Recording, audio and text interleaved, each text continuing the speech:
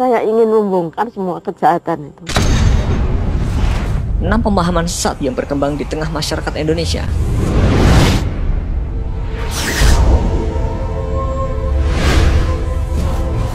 Di dalam lingkungan bermasyarakat, informasi tersebar begitu cepat dari satu individu ke individu yang lainnya.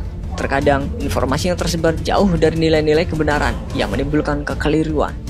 Sayangnya, kekeliruan tersebut bisa dianggap sebagai sebuah fakta ketika banyak masyarakat yang menganggapnya benar.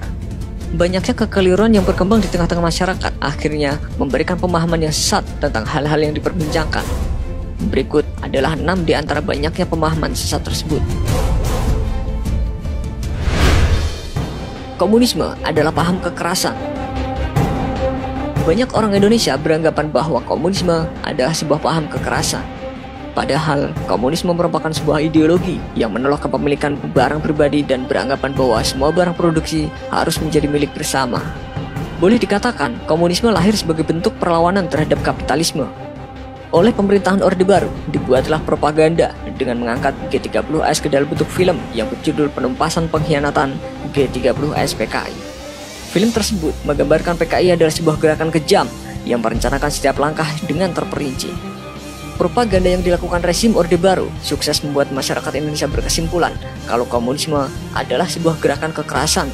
Namun, harus diakui juga kalau komunisme pada prinsipnya adalah sebuah ideologi yang mengatur kehidupan di bidang politik dan ekonomi, bukan sebuah ideologi yang khusus mengajarkan kekerasan. Semua penduduk Israel adalah Yahudi. Kekeliruan ini bukan cuma terjadi di Indonesia, tapi hampir di semua negara mayoritas Muslim. Banyak negara mayoritas Muslim yang beranggapan kalau seluruh penduduk Israel adalah Yahudi. Padahal faktanya adalah sekitar 20% penduduk Israel adalah Muslim. Konflik Israel-Palestina telah memicu banyak negara dengan mayoritas Muslim yang membuat larangan bagi warga Israel berkunjung ke negaranya. Hal ini tentu sebuah fakta yang menyakitkan bagi Muslim Israel yang jumlahnya mencapai 1/5 penduduk Israel. Padahal mereka Muslim, tapi tidak bisa berkunjung ke negara-negara mayoritas Muslim. Bahkan bisa jadi mereka tidak pernah bisa menunaikan ibadah haji.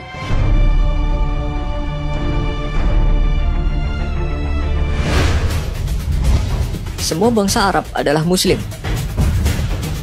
Banyak orang Indonesia yang beranggapan kalau semua bangsa Arab adalah Muslim. Padahal realitanya tidak demikian. Memang Islam menjadi agama mayoritas di kalangan bangsa Arab. Namun, terdapat minoritas non-muslim yang cukup masif di sejumlah negara-negara Arab. Salah satu contohnya bisa dilihat di negara Lebanon. Di negara ini, penganut Islam berjumlah sekitar 59%, sementara 40% penduduknya menganut Kristen, sisanya 1% menganut agama lainnya.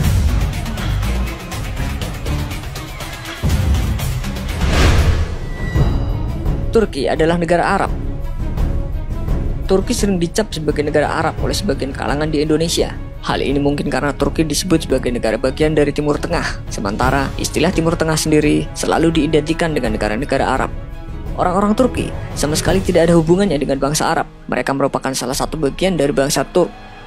Bangsa Turk merupakan gabungan kelompok etnis besar yang menghuni wilayah sebelah utara, tengah, dan barat Eurasia, dan bertutur dalam bahasa Turki yang terdiri dari banyak dialek. Saat ini, terdapat 6 negara di mana bangsa Turk menjadi mayoritas, yaitu Turki, Azerbaijan, Kazakhstan, Kyrgyzstan, Turkmenistan, dan Uzbekistan.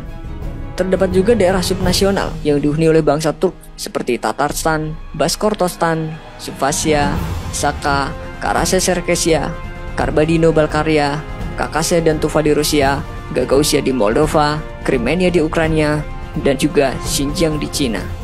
Kazakhstan merupakan negara Turk dengan luas wilayah terbesar, sedangkan Turki merupakan negara Turk dengan populasi terbanyak.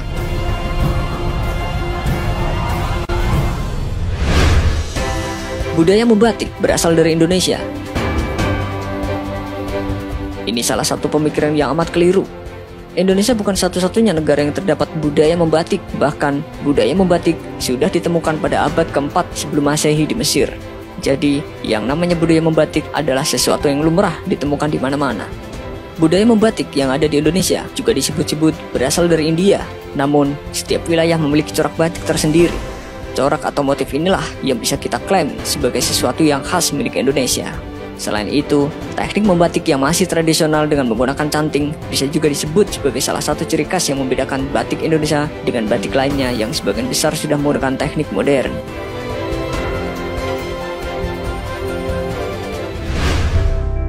Istilah Garuda berasal dari Indonesia.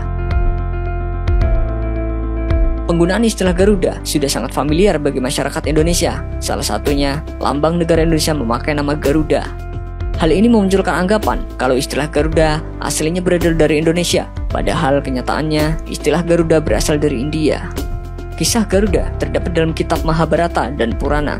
Garuda sendiri merupakan salah satu dewa dalam agama Hindu dan Buddha. Ia merupakan wahana Dewa Wisnu, salah satu trimurti atau manifestasi bentuk Tuhan dalam agama Hindu. Garuda digambarkan bertubuh emas, berwajah putih, bersayap merah, paruh dan sayap mirip elang, tetapi tubuhnya seperti manusia. Ukurannya besar sehingga dapat menghalangi matahari.